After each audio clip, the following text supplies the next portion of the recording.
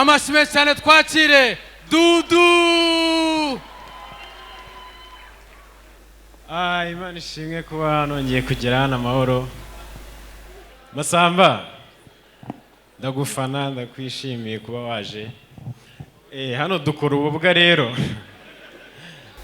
Gusa nyine abanyarwenya bose banyuza aha nta muntu waje gitore.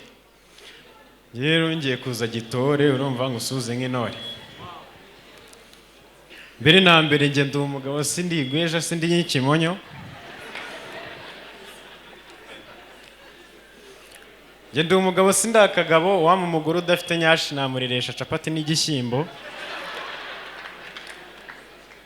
Bimanutse mu kabara aho nkubita hasi boots nzunguza umwenda hejuru ndamira inka ziratanu muri ku cyasho ravuga nazisanze rwabiharamba ziyobyina igisiriye. Nkuko nabivuze nitwa Dudu, iwacu ni mu Mutara, data yashatse neza, ashaka amajyana imvukira muri Mukaru nkurira muri TVR nk'umuryogo. Mu rugo turakijijwe ariko dufite pasiteri wagoswe bya hatari. Pasiteri wacu afite imodoka kugira ngo ihaguruke nuko bayisunika. Ejo bundi yari atwaye abapolisi baramufata basanga ibyangombwa byose arabyujuje bamubwira ngo igendere ngo fande nkunkorera hose. Imodoka yarayisengeye ngo bayibe kubera ukuntu yayangaga ayisiga ahantu biba imodoka. None harangije mu gitondo aje asanga bayibye. Ashima Imana ati Mana ushimwe banyibiye imodoka. Avuga ati ndajya ku rusengero n'amaguru ariko Imana izangurira indi.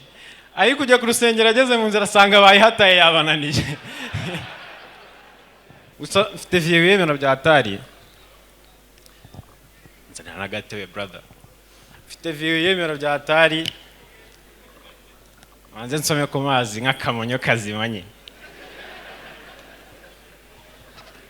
Amasenzi yaraduhamije.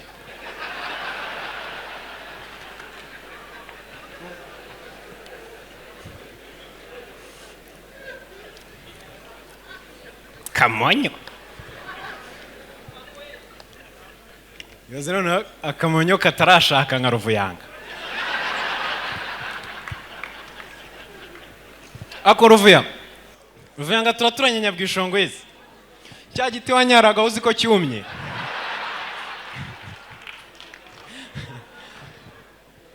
Vie wanjye remera bya hatari kuri rwa rwego nyine ibintu byose n'ibintu abadashaka kubyerekana.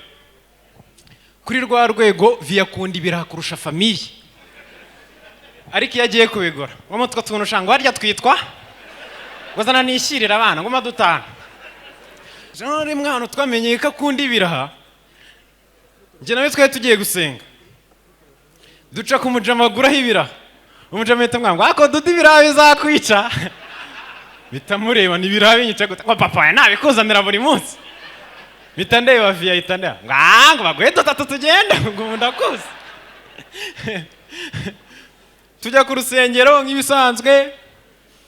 Urabizi iminsi yose ntago ari ku cyumweru. Bagiye gutura ategereza cyagiye cyo gusengera amaturo n'icyo barahagurutse. Bose baramurira rero bazi ko kuko aturanye baba bumva atura nk'amadolari ngira ngo. N'ukuntu aba yifunze kandi aba yatiye. Ewana wa mwakuwe yasanze abayayi bose batuye ibiceri ngo pyo yarasakuje ibisakuriza Imana n'umushumba. Aje namaza ni vie biranibiki ngo sizadesa dusaguye kubira hasi. Gusa njya nibaza numvishe ngo nidupfa ngo ku munsi w'imperuka ngo bazadufata ngo gutya mwicaye mwese gutya nyine ngo hariya hicaye nk'Imana na Yesu ngo Gaburiyeli azi imbere arajya hamagara umwe kuri umwe ngo bagire bate ngo baprenge ibintu wakoze kuri screen ngo ubundi ukorwe n'isoni. Ntanibaza nk'urugoma tuzaba dufite mu ijoro bagashyiramo nka video ya Israel mbonye no gusenga ni ibiki kumva abantu bose ngo kuramo ngo nakantu karimo ngo ubwo murashaka ihe video bose bakavugira ngo titi na nyambo